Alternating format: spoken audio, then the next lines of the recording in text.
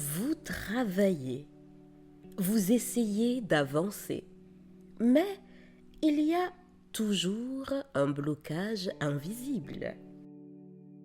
Et parfois, ce blocage ne vient pas de votre manque de volonté. Il vient d'un terrain psychologique qui a été construit bien avant que vous soyez adulte. Parce qu'une chose dont on parle très peu, c'est que le parent narcissique ne sabote pas seulement votre confiance, vos relations, votre identité, même si c'est déjà énorme.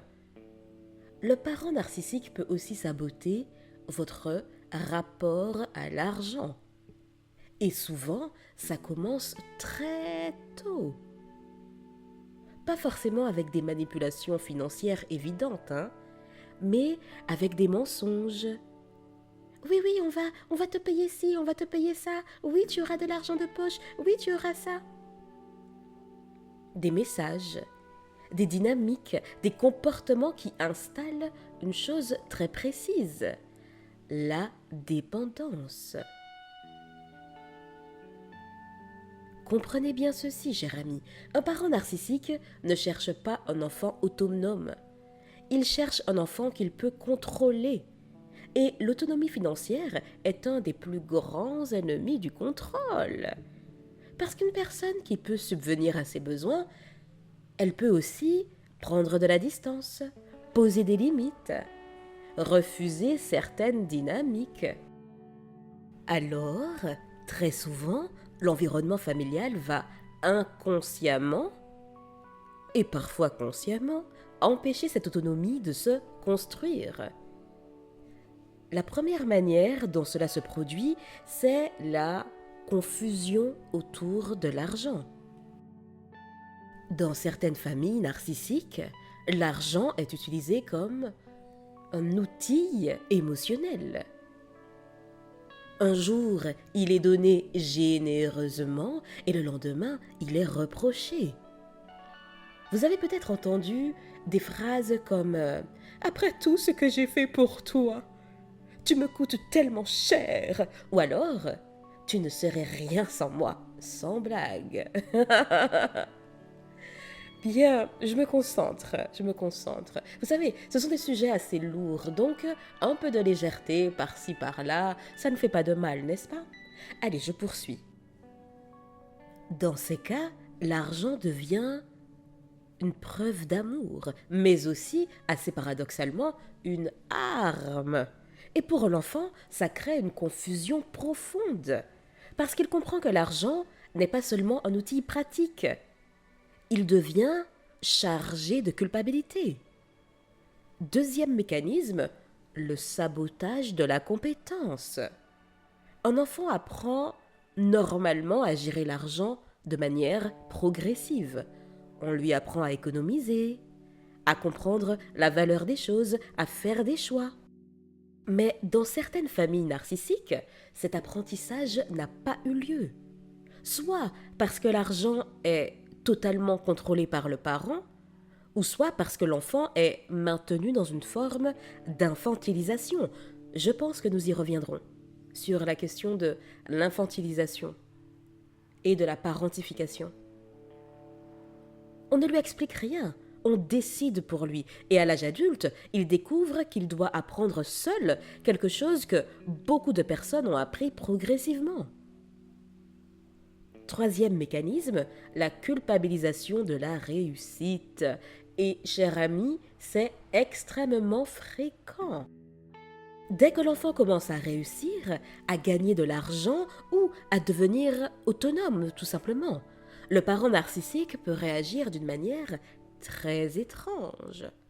Au lieu d'être fier, il devient critique. Bon, alors je dis il par facilité de langage, mais c'est il ou elle, distant, jaloux, presque agressif parfois. Pourquoi? Parce que la réussite de l'enfant menace l'équilibre du système. Oui, cher ami, les familles narcissiques, c'est un système où chacun a un rôle bien défini. Alors, inconsciemment ou non, certaines phrases apparaissent. Tu as changé, hein? L'argent te monte à la tête. Tu te crois mieux que nous maintenant? Et cher ami, ces phrases ont un effet très puissant, hein? Elles créent un conflit intérieur. D'un côté, vous voulez réussir, mais de l'autre, une partie de vous associe la réussite à la trahison. Et ce conflit peut saboter vos décisions financières pendant des années, des années, des années. Bien que ce ne soit pas une fatalité.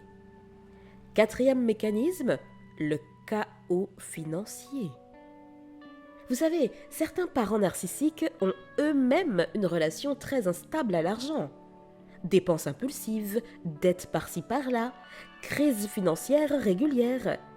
Et l'enfant grandit dans un environnement où l'argent est constamment une source de stress. Et dans ces situations, il peut développer deux réactions radicalement opposées. C'est soit une peur excessive de manquer, avec tout ce que ça implique, ou soit une relation très impulsive à l'argent. Et dans les deux cas, la stabilité devient difficile. Cinquième mécanisme, la dépendance prolongée. Parfois, le parent encourage subtilement une dépendance financière. Il va aider, mais d'une manière qui maintient le contrôle. Par exemple, payer certaines choses, mais rappeler constamment ce soutien. Ou alors, encourager des choix professionnels moins autonomes. Décourager les projets qui permettent une véritable indépendance.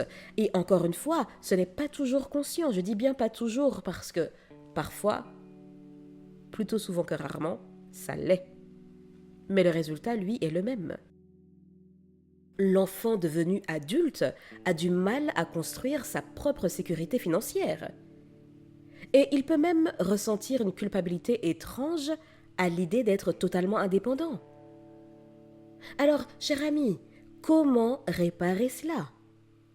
La première étape, c'est la prise de conscience.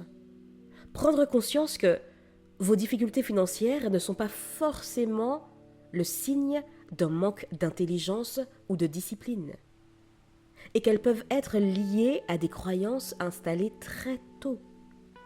Par exemple, l'argent crée des problèmes. Si je réussis, je serai rejeté.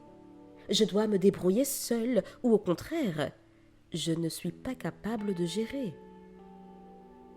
Cher ami, ces croyances agissent comme des programmes invisibles. La deuxième étape est de réapprendre le langage de l'argent. Très concrètement, apprendre à faire un budget, comprendre comment fonctionne l'épargne, découvrir l'investissement. Mais pas spécialement dans le but de devenir riche, milliardaire ou autre, mais pour reconstruire une relation saine avec l'argent.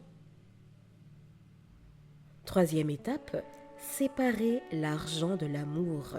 Cher ami, l'argent n'est pas une preuve d'affection. Et beaucoup pourront vous le dire. Ce n'est pas non plus une preuve de valeur personnelle. C'est un outil, rien de plus. Quatrième étape, accepter que l'autonomie financière peut parfois provoquer des réactions familiales surprenantes. Et oui, je sais que ça peut être difficile, parce que certaines personnes, en devenant indépendantes, réalisent que certaines relations reposaient largement sur la dépendance. Mais c'est aussi une étape essentielle pour reconstruire une vie alignée. Et je vais terminer avec quelque chose de très important. Cher ami, si vous avez grandi dans un environnement où l'argent était utilisé comme un moyen de contrôle, il est possible que vous portiez encore cette empreinte aujourd'hui. Mais une empreinte, ce n'est pas une fatalité. Parce que la relation à l'argent s'apprend, elle se transforme. Et chaque décision que vous prenez aujourd'hui peut commencer à reconstruire quelque chose que vous n'avez peut-être jamais reçu dans l'enfance. Un sentiment de sécurité, qui ne dépend plus du bon vouloir de quelqu'un d'autre. Et ce sentiment-là, personne ne peut vous l'enlever. Cher ami, je vous dis à bientôt et d'ici là, imposez-vous.